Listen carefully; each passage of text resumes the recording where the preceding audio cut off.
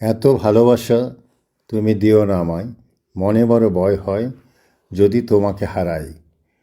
তুমি অ্যাকচুয়ালি মানে সত্যি অনেক ভালো। যেমন গতকাল রাতে আমার একদম ঘুম হয় নাই, সকালবেলা খুব সকালে উঠেছি। হ্যাঁ, কেমন কেমন একটা ঘুম ঘুম ভাব। তুমি আমাকে অনেকবারই খেতে বলছো, কিন্তু আমার খেতে ইচ্ছে করে বিছনায় শুয়ে বই পড়ছিলাম। তারপর আমি মুশতাককে বললাম যে চলো খাই খাই, কিন্তু ও বলছে যে না, এখন আর খেতে ইচ্ছে করছে না। কিন্তু বাসায় বেশ মজার খিচুড়ি আর গরু গোশত ছিল। তারপরে আমি নিজেই নিয়ে এসে ওকে খাইয়ে দিচ্ছিলাম।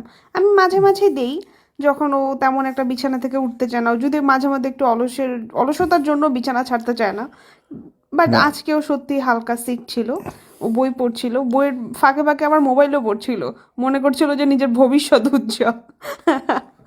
যাক, তারপর আমি না, খাবার। তুমি আমাকে মাঝে মাঝে খাইয়ে দাও। আবার যদি কোনোদিন তোমার মার্কেটে যাওয়ার ইচ্ছা থাকে, শপিংয়ের ইচ্ছা থাকে, ওই দিন আর একটু ভালো ভালো করে আমাকে খাইয়ে দাও। না, এরকম কোনো কিছু না। আমরা এখন নরসিংদীতে আছি, সুতরাং এখানে শপিং করার মতো কোনো স্কোপ নেই আমার। তুমি নরসিংদী থেকে অনলাইনে তো একদম ফাটায় ফেলাইতেছো।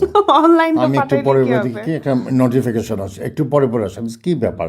তো কালকে রাতে মনে হয় 4টার সময় কী ব্যাপার দেখি অনলাইন শপিং, অনলাইন শপিং, মানে কোথাও গিয়ে শপিং আর বন্ধ নাই।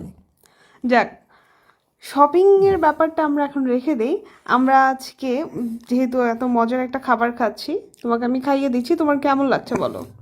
অ্যাকচুয়ালি আমি তো খিচুড়ি পছন্দ করি, গরু গোস্ত খুবই পছন্দ করি।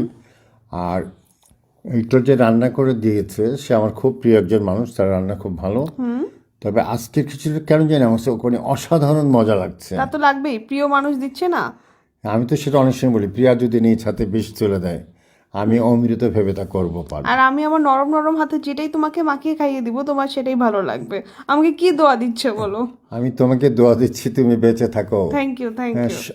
হ্যাঁ, সবসময় এরকম স্বামী যেন ভক্তি তোমার ভিতর থেকে প্রকাশ পায়। আমার মধ্যে থেকে কি সবসময় স্বামী ভক্তি প্রকাশ পায়?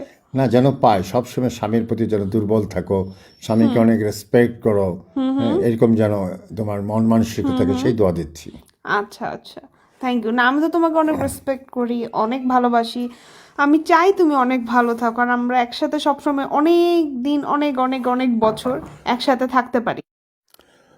তোমার তো বয়স হয়েছে, তাই না? তুমি তার সেদিনের ছোট্ট বাবু নেই। আমার সংসারই তোমার হয়ে গেছে কত, 3 বছর। 3.5 বছর, ঠিক আছে? এখন তার তুমি লুতু লুতু পুতু পুতু না। হ্যাঁ, তুমি এখন বলেন যে বাংলার কি মেয়ে, কুড়ি হলে বুড়ি। তুমি হ্যাঁ, এখন বুড়ি। আমি বুড়ি না, ফাউল। তুমি ছুরি, হ্যাঁ, আমি ছুরি। নিজেকে ছুরি ভাবলে তো হবে না। এখন তুমি অনেকটা বুড়ি। আচ্ছা, তুমি কি, তুমি নিজেকে কি মনে করো? আমি তো হ্যাঁ। সবসময় একই কথা বলি, আমি 37 বছরের টকবগে যুবক। আচ্ছা, যাক, আমি নিজেকে অবশ্য করি না, আমি নিজেকে সুইট 16 মনে করি সবসময়।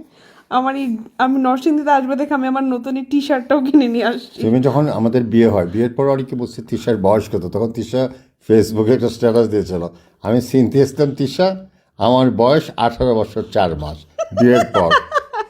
ভাবা যায়, 18 বছর 4 মাস। আর তখন আল্লাহ। আমার বয়স ছিল মাত্র 37-এর কম। ও, আচ্ছা। যাক, আমরা অনেক ভালো আছি, আল্লাহ যেন আমাদেরকে এভাবে অনেক অনেক অনেক ভালো রাখে।